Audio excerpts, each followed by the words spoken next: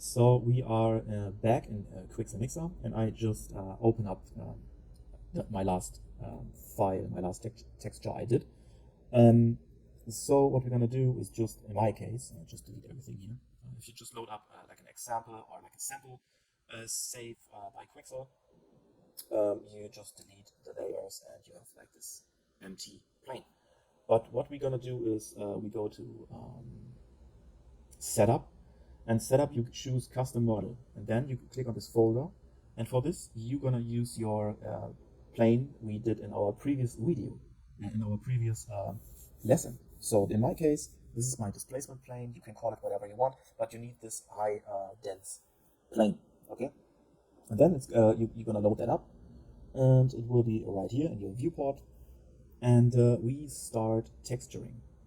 So I always start with my displacement, and then I do my albedo and roughness on top, basically, or use my height blending.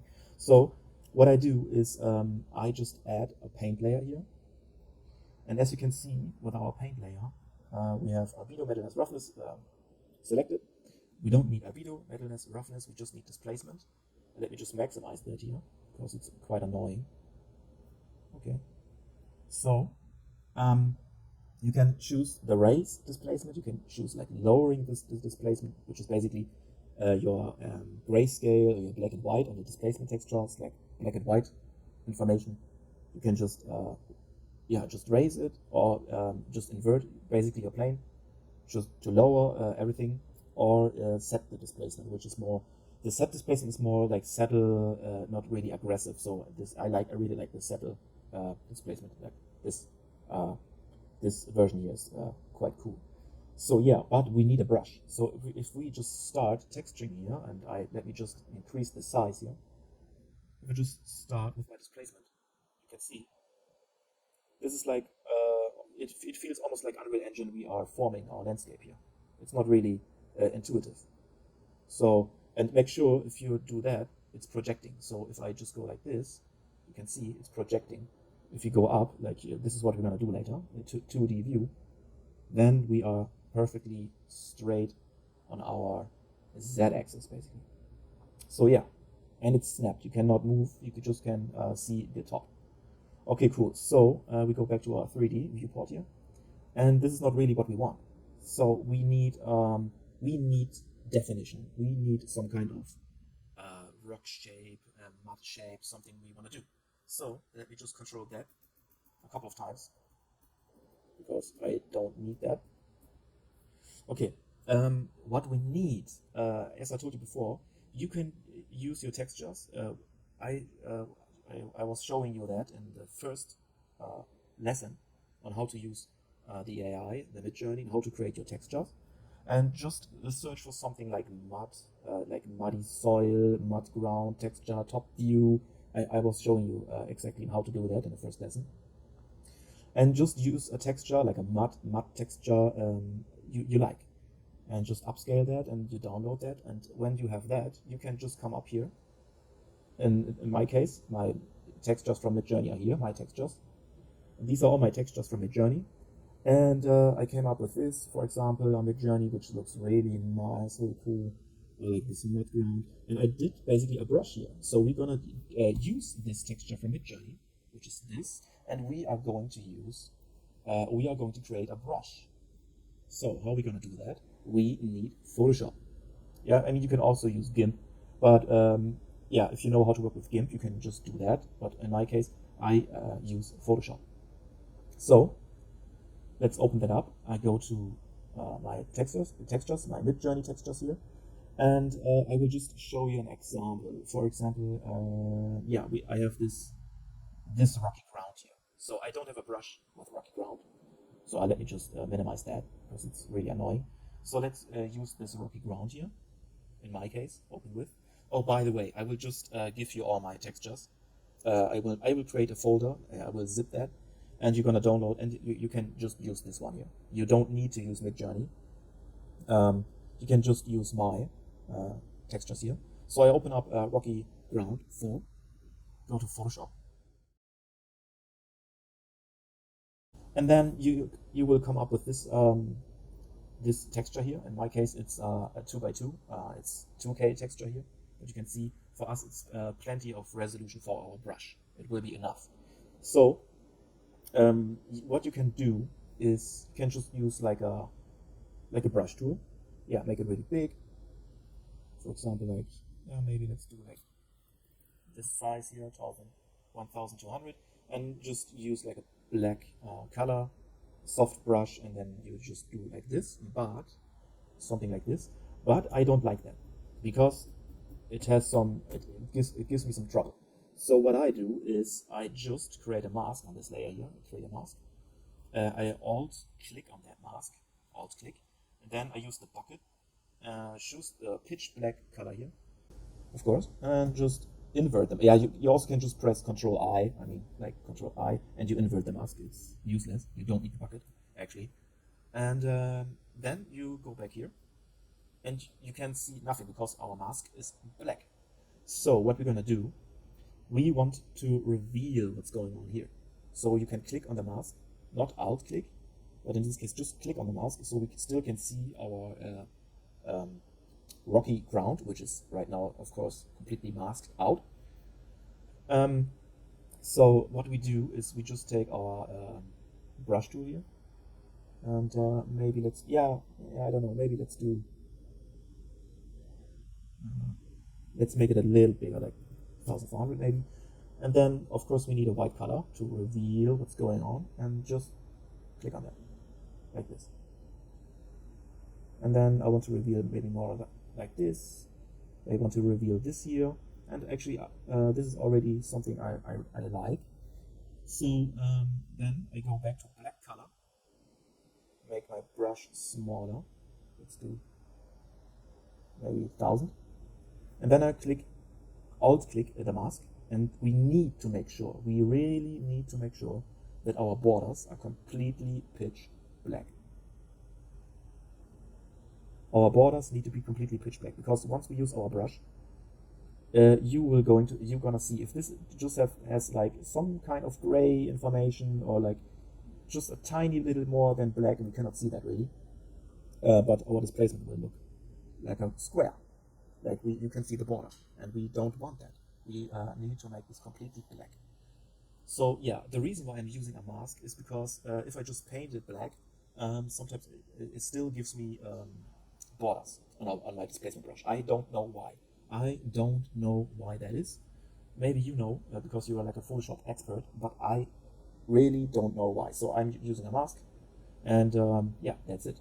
So, but we're not really done yet, because we need to make our outer lines here, we need to make this black.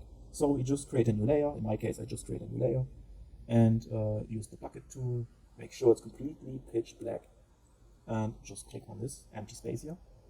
And yeah, this is how we make sure that our layer is black, and this is basically our brush. So yeah, you can see nice rocky texture, and then just go to File, export that, export as. In my case, we're gonna use the JPEG. JPEG works good with the Quixel. Great quality here, and just gonna export that. And in my case, it was the Rocky Ground 4, my textures, and since the Rocky Ground 4 Midjourney is a PNG, I believe, we're just gonna have a copy with as JPEG, and this will be my brush, Rocky Ground 4. Save. That's it. Okay, so let's go back to our Quixel. I don't need to save that. Let's go to Quixel, and let's use this brush. So we go to Load Image here on my Paint. So remember, you're gonna use a Paint here, and then you go to a brush, click on that folder, and you search for your brush you just created. In my case, it's the Rocky Ground 4 brush here, and open that, and you can see it has really a lot of information here. You can see this will be displaced. So let's use that. Let's go to 2D view, Alt left click to align, and then just drag it out like this. I mean, you also can just use the size here, increase the size. You can do that as well. And let's just use maybe just 1/4 of the size, maybe like this. And you can see, make sure that you have set displacement to C. You can also just press X, Z, or C. It just press C. And yeah, this is just one stamp here. Really cool. And then we can just go maybe a little smaller, maybe. And then the angle, just this is like the rotation of your brush. Just make it more versatile here and just play with the angle before you do another one. Just do like this, and maybe an angle like this, completely different. And then maybe let's do maybe bigger, like this. Or maybe let's do like this. And yeah, I think this is enough rock for me.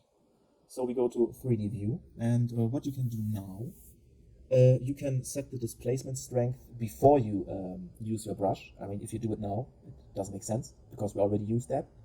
So let's set it back to 2.5 in this case. But you can, the great thing is now you can see your displacement here. It already looks quite alright in my opinion. Yeah, it already looks quite good. I mean, you can see if you get really close, you can see it's messy here on the borders, but we're gonna take care of that in Blender. We're gonna take care of that. We're gonna smooth that out. So, but this is all. This is something about displacement which is really bothering me, because displacement is just one dimension. It's the dead axis, and you have black and white texture. And if it's black, it goes down. If it's white, it goes up. And if it's gray, I mean, this is like the control of it, the hardness, the strength of going up or down. But yeah, it has just one information: go up or go down. So, but the texture is always 2D, and our plane is also behaving like it's just two-dimensional. It just goes up or down. So that's it. And this is the reason why we're gonna have texture stretching here. We will always have on these borders, we're always gonna have some kind of some kind of texture stretching. This is something about displacement which is really bothering me, but we can take care of that. We can blur it, we can blur these edges, but we're gonna do that, as I said. We're gonna fix that in Blender. So, but as for now, it looks really cool in my opinion. And yeah, let me just go to indoor lighting, so we can see more colors and it's not so aggressive. The light is not so aggressive, maybe. So yeah, cool. This is our rock, but we need more. Before we do that, go to your right hand side on your paint, and you can open up the displacement here as well. So what's the difference? This is the displacement of your of the displacement you already used. You already used your brush, and so you can use your displacement to control that. So make it maybe more flat if you really don't like it. Yeah, if you wanna have like really set a really tiny displacement and have it really smooth like this, or you want to have it like really stand out, like really aggressive, like this. But you should not go over top of that. So go maybe like this. Yeah, maybe like that. Right? I think this is cool. Yeah, maybe even less. Maybe like this. Yeah, this is cool. And then we can actually use another paint layer. So go to another paint layer here, click on that, and then we will be using a different brush.